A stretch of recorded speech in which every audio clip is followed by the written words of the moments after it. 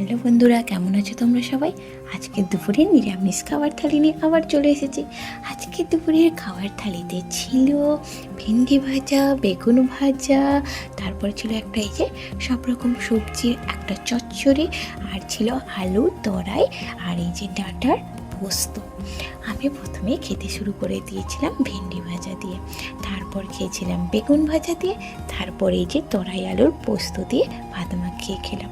পোস্ত দিয়ে ভাত মাখিয়ে খেতে দারুণ লেগেছিল। আর সবশেষে চচ্চড়ি খেলাম, আর তারপর আমার প্রিয় আলু ভর্তা দিয়ে ভাত মাখিয়ে খেলাম। যাই হোক, আজকে দুপুরের খাবার থালি নিরামিষ হলেও খেয়ে কিন্তু মন ভরে গিয়েছিল, বিশেষ করে আলু ভর্তা আর আলু তরাইয়ের পোস্ত দিয়ে। ভাজাভুজি দিয়ে ভাত মাখিয়ে খেতে তো এমনিতেই ভালো লাগে, কিন্তু সবচেয়ে ভালো লেগেছিল এই যে তরাই পোস্তটা দিয়ে ভাত মাখিয়ে খেতে।